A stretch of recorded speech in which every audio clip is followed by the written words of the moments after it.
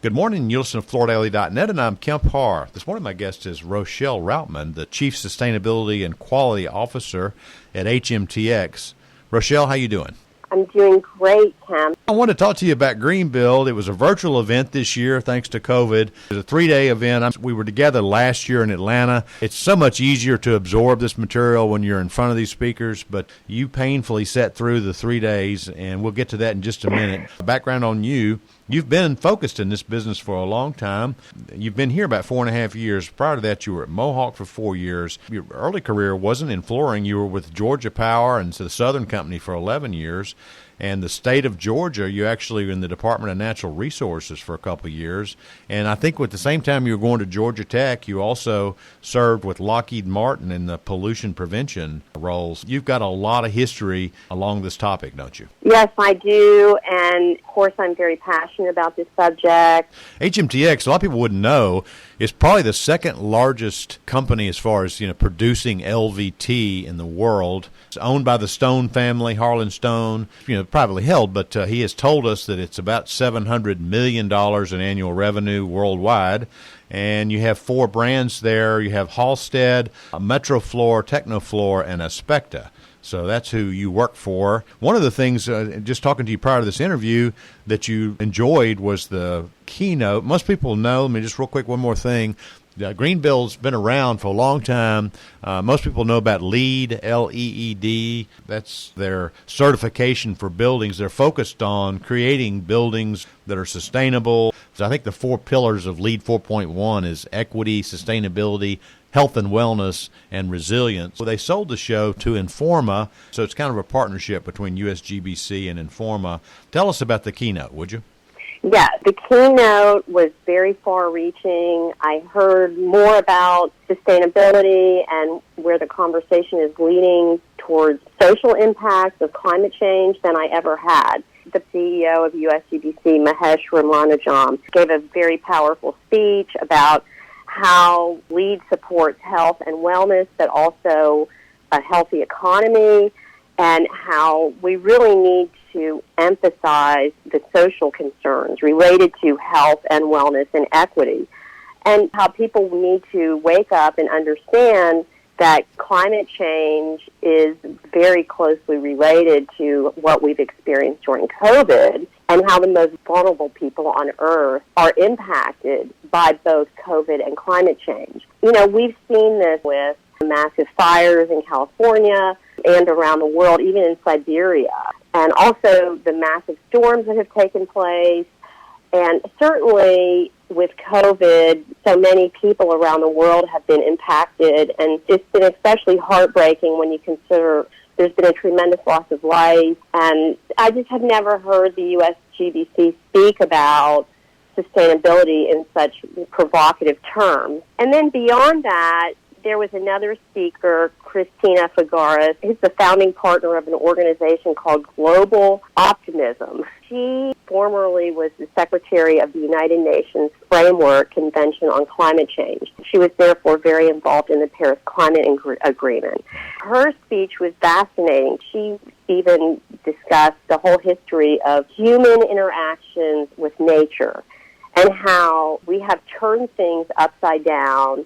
And this is what has resulted in these zoonotic diseases, the warming of the ocean and the climate, the problem with plastic in the ocean and even in the fish that we eat, and also, as I mentioned, these increasing climate events like the droughts and the wildfires and that sort of thing.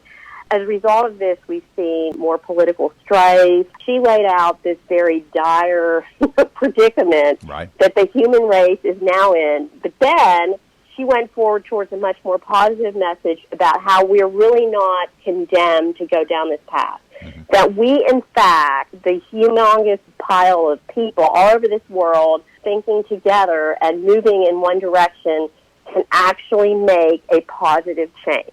We are writing the future right now. We do hold the possibility open to have a decent future, but we have to work really hard on this. And one of the things that Mahesh talked about, by the way, which is brand new for LEED, is that he is promoting that buildings become climate positive, meaning that they contribute more energy to this world than what they take in. This is a different way of thinking, that instead of buildings using a lot of energy, that they're actually sharing it. Mm-hmm. And so he wants this to take place by 2025, and that is only 5 years away. And most of the architectural community has been focused on 2030 for climate positive. But he's pushed this up 5 years because many of us in the sustainability field believe that we're not moving fast enough. We are positioned, I believe, to do this. We've seen a lot of iconic companies like Apple, Google, Nike that are pushing towards climate positive. They're working very hard at this. They're setting the example. We've seen a lot of investment firms that are divesting in carbon-heavy industries and investments. So we've seen this in the financial sector. There's just a lot of people moving in the right direction. But again, the message was that we are at a perilous fork in the road, and we need to pick up the pace. We need to do this not just for ourselves, people that have a decent lot in life and have a decent quality of life, but also for those amongst us that don't, and the people that are struggling and are most affected by climate and most affected by COVID and most affected by the impacts of both of these crises. So those were messages that I'd never heard before attending Greenbuild. Isn't it interesting that, they moved the virtual event a week back, and it was a week after the election, and by the time that this was taking place, most people were seeing that Joe Biden was pulling ahead right during the middle of Greenbuild, and of course that will put us back in the Paris Accord probably. I mean, we know where he stands on some of those things, and so we'll get probably more plugged into some of the sustainability topic with this new administration, correct?